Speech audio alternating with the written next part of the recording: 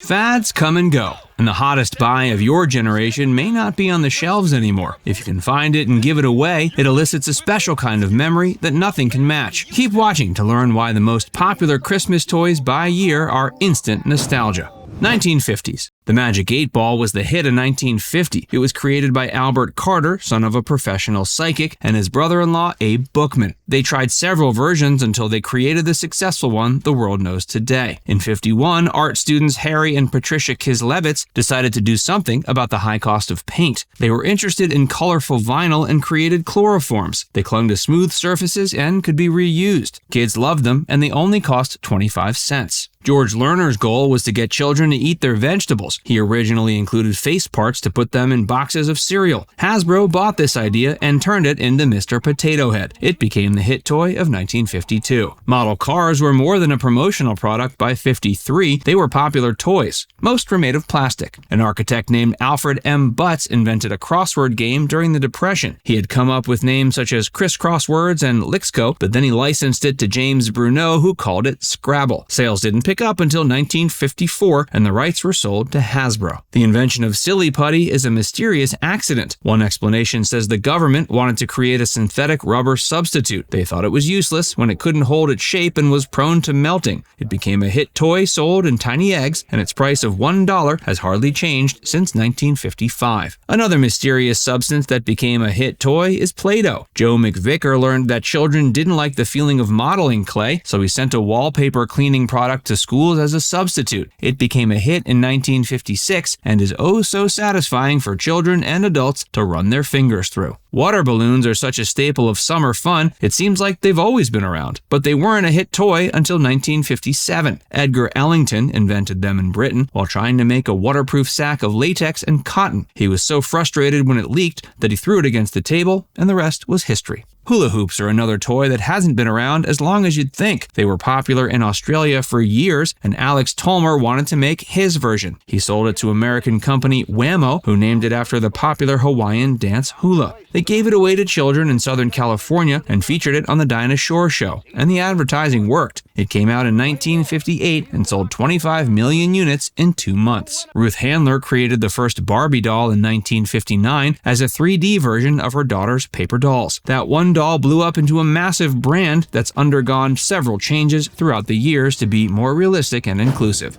1960s. André Cassans invented the Etch-a-Sketch, which was originally called L'Écran Magique, or Magic Screen. The Ohio Art Company bought the rights for $25,000 and renamed it. Thanks to great marketing, it sold 600,000 units in its breakout year of 1960s. It was one of the first toys to be inducted into the National Toy Hall of Fame. The Slip and Slide was created by Robert D. Carrier, who saw his sons and his friends sliding down wet pavement. He had experience with synthetic fabrics and made a plastic slide for them to go down, and it was the hit toy of 1961. Ernest Thornell saw his daughter dragging her phone around. That gave him the idea to add wheels and a few buttons for extra entertainment. Original models of the Chatter telephone from 1962 were made of wood, but modern ones are plastic. The Easy Bake Oven was here for children who wanted to make edible works of art. It sold 500,000 units in its breakout year of 1963 and over 5 million in 5 years. Betty Crocker even made miniature mixes to use with it. Hasbro made sure to market G.I. Joe to boys, dropping the term doll and going for action figure instead. He has also changed in appearance since 1964, but remained masculine. Walter Morrison and Warren Francione sold plastic saucers or Pluto platters at county fairs, and toy company Wham-O bought the rights in 1955. These frisbees were soon a staple of every home and college campus. Milton Bradley was worried that a physical game like Twister might send the wrong message. It didn't catch the market until Johnny Carson played it on TV with Ava Gabor in 1966. Lite-Brite was a simple toy, a backlit grid with a black sheet of paper that let children create images by poking holes. Perhaps that's what made it so brilliant. It's been a hit since 1967, and newer editions let you create pop culture figures like Darth Vader and Scooby-Doo. Mattel's co-founder Elliot Handler wanted another product that appealed to boys like G.I. Joe. That came in the form of Hot Wheels. The original 1968 line included 16 cars. Lego comes from 2 Danish words meaning play well, and they continue to play well since the first sets came out in 1969. They started with a set of red and white blocks and have now inspired films, theme parks, and more.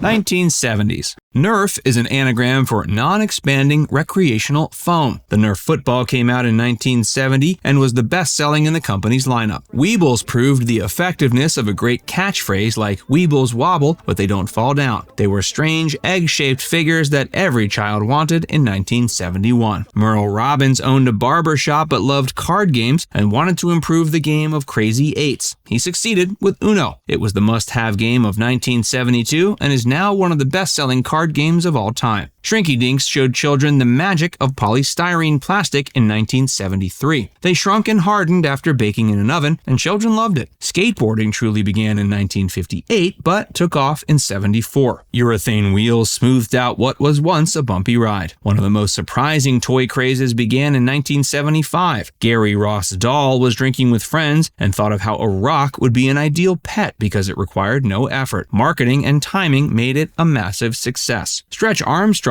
was a figurine made in 1976 from a special blend of plastic, rubber, and gel. His limbs could stretch and bend up to 4 times their size. The first Star Wars film premiered in 1977, but toy company Kenner had no idea how popular it would be. They gave eager kids certificates to redeem at a later date when action figures were ready. By 1978, figurines of Luke, Leia, R2, Chewie, Han, and Darth Vader came out. They sold in the millions until 1985. One of the first home game consoles, the Atari 2600, came out in 1977. Its titles included Frogger, Pac-Man, Space Invaders, and more. Ralph Baer helped create that essential console and came up with Simon in 1979. He took cues from the Atari game Touch Me and made a toy that gave you color cues you had to touch in sequence.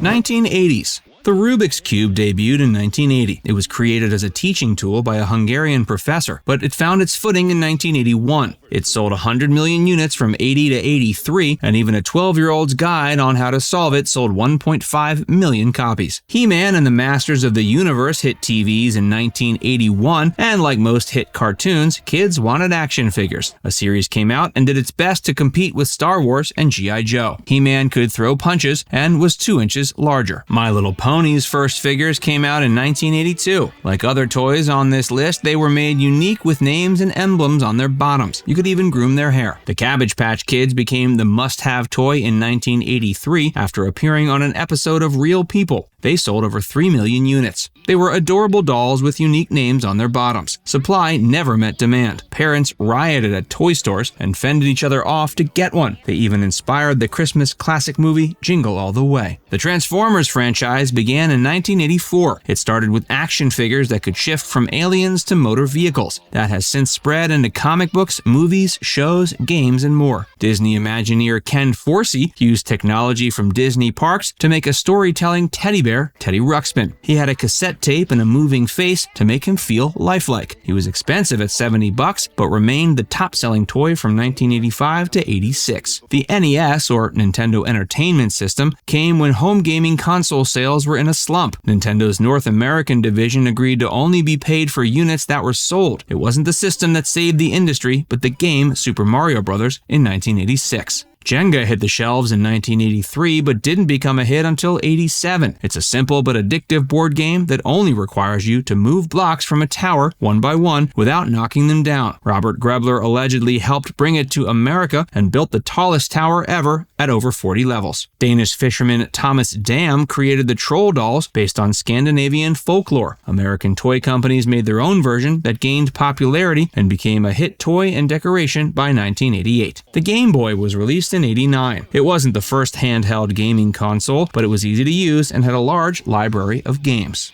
Now it's time to hear from you. What was your favorite toy as a child? Let us know in the comments section below.